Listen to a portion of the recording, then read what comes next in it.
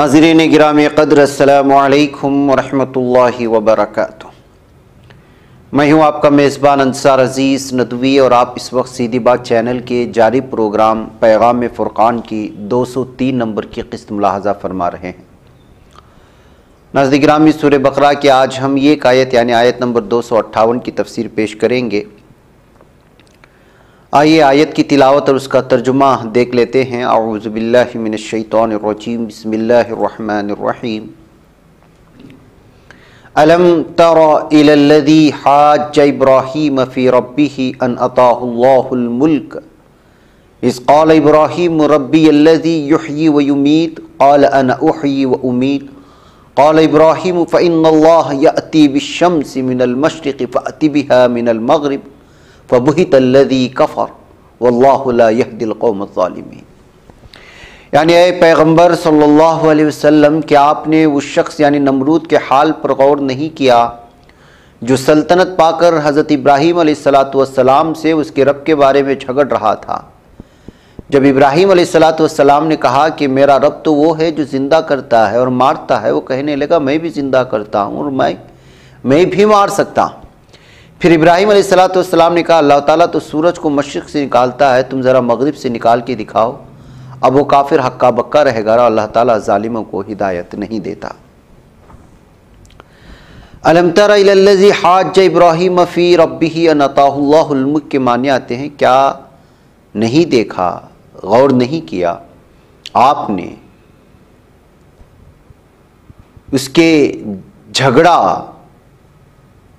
اس نے جھگڑا کیا جس نے ابراہیم علیہ السلام سے کہ رب کے بارے میں اللہ تعالیٰ نے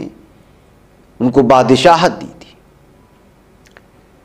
علم ترا اصل میں عربی ادب میں اسلوب بیان حیرت و استعجاب کے موقع کے لیے، اور جب کبھی کسی حیرت انگیز نقص یا عیب کی طرف توجہ دلانا مقصود ہو تو اسے شروع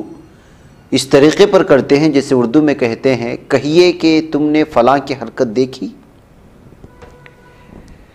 ڈاکٹر محمد لقمان سلفی لکھتے ہیں یہ جھگڑا کرنے والا شخص بابل کا بادشاہ نمرود بن کنعان تھا،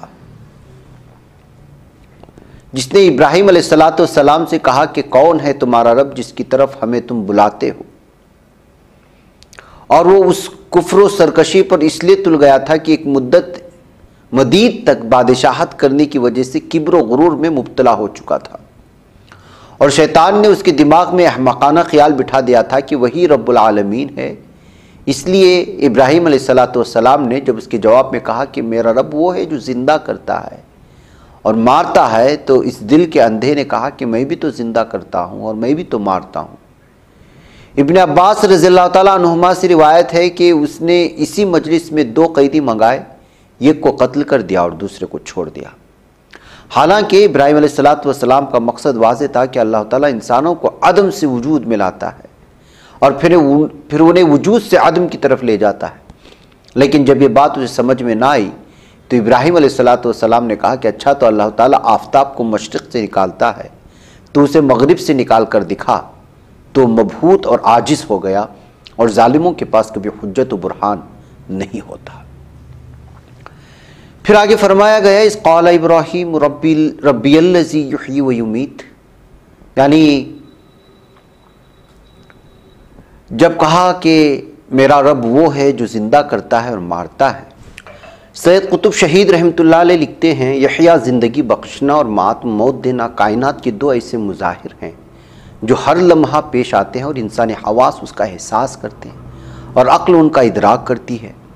اس لیے حضرت ابراہیم علیہ السلام نے اپنے رب کا تعارف اس صفت سے کرایا جس میں کوئی اس کا شریک نہیں ہو سکتا، نہ کوئی اس کا دعویٰ کر سکتا ہے۔ پھر آگے فرمایا گیا قال انا احیی و امیت، یعنی نمرود نے کہا کہ میں بھی زندہ کر سکتا ہوں اور مار سکتا ہوں، یعنی قیدیوں میں سے کسی کو پکڑ کر یوں ہی مار ڈالا اور کسی کو آزاد کر دیا۔ وہ حواس باختہ تھا، اس کے تحت الشعور میں یقیناً یہ بات ہوگی کہ کسی کو مار کر دوبارہ زندہ کرنا اس کے بس کا روگ نہیں ہے۔ پھر زندگی اور موت صرف انسان ہی کی نہیں ہے، کائنات میں انگنت مخلوق ہے جس کا خالق رب واحد ہے۔ وہ نہ صرف ان کی بقا اور نشو و نما کا ضامن ہے بلکہ ان سب کے موت و حیات بھی اس کے قبضے قدرت میں ہے۔ انسان اگر غور کرے تو مچھر ایسی کمزور مخلوق کا پر بنانے کی قدرت بھی نہیں رکھتا۔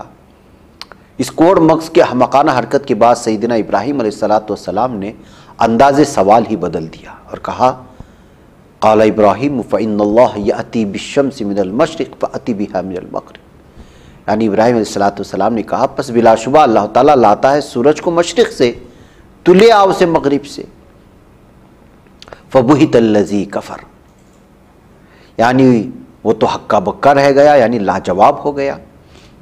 بہتا کے معنی آتے مبہوت ہو کر کے رہ جانا، یعنی حیران ہو کر رہ جانا، ہکا بکا ہو جانا، لاجواب ہو کر کے رہ جانا۔ جس نے انکار کیا یعنی نمرود سے کوئی جواب نہ بن سکا تو وہ عاجز اور لاچار ہو چکا تھا۔ پھر آگے فرمایا گیا واللہ لا یہدی القوم الظالمین، یعنی اور اللہ تعالیٰ ظالموں کو اور ظالموں کی قوم کو ہدایت نہیں دیتا۔ مولانا عبد الرحمن کیلانی رحمۃ اللہ علیہ لکھتے ہیں حضرت ابراہیم علیہ السلام نمرود کے اس کام کا یہ جواب دے سکتے تھے جس شخص کو تو نے مروا ڈالا ہے اسے زندہ کر کے دکھا تو جانے، مگر ابراہیم علیہ السلام نے اس میدان کو چھوڑ دیا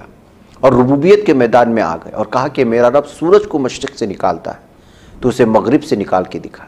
اب چونکہ نمرود یہ سمجھتا تھا کہ کائنات کے نظام میں میرا کوئی دخل اور اختیار نہیں، لہٰذا وہ فوراً لاجواب ہو گیا۔ حالانکہ اگر وہ سوچتا تو کہہ سکتا تھا کہ اگر میں سورج کو مغرب سے نہیں نکال سکتا تو تم اپنے رب سے کہو کہ مغرب سے نکال کے دکھائے، اور سیرت میں عین ممکن ہے کہ اللہ تعالیٰ ایسا معجزہ دکھلا بھی دیتے، مگر چونکہ نمرود کا پختہ عقیدہ تھا کہ کائنات کا نظام اللہ ہی چلاتا ہے اور وہ چاہے تو ایسا بھی کر سکتا ہے، لہٰذا سوائے خاموشی اور حیرانگی کے اس سے کچھ بھی نہ بن پڑا۔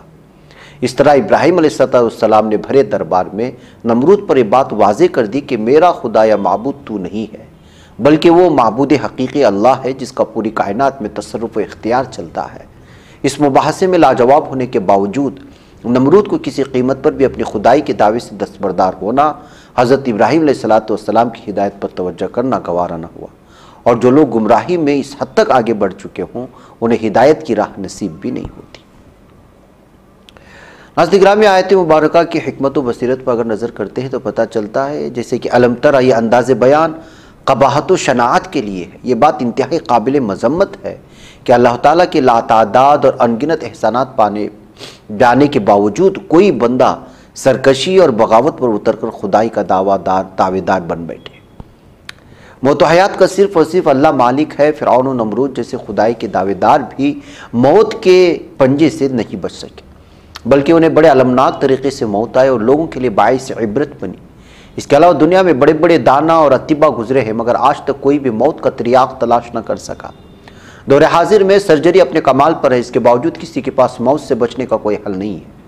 قرآن کا یہ دعویٰ سچا ہے اور ہمیشہ سچا رہے گا۔ 55ویں سورۃ الرحمن کی آیت 126 اور 27 میں فرمایا گیا کل من علیہا فان ویبقى وجہ ربک ذو الجلال والاکرام، یعنی روئے زمین پر جو کچھ بھی ہے فانی ہے، بقا ہے تو صرف تیرے پروردگار کی ذات لا فانی کو ہے جو صاحب جلال اور صاحب اکرام ہے۔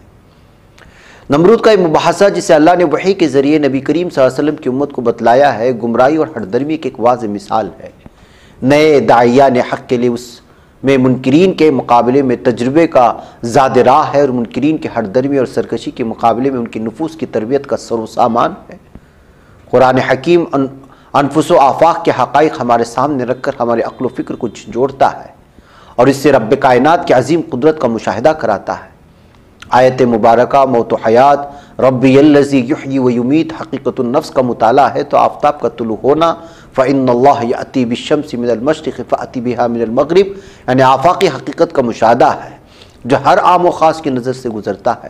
عقل مند اسے جان پہچان کر رب عظیم پر اپنے ایمان کو مضبوط کر لیتے ہیں، اور کوڑ دماغ اور عقل کے اندھے ریب و تشکیک کی وادیوں میں ٹامک ٹویا مارتے پھرتے ہیں۔ اللہ تعالیٰ کا کلیہ اور قانون ہے کہ ظالم افراد ہوں یا ظالم اقوام، وہ انہیں ہدایت سے بہرور نہیں فرماتا۔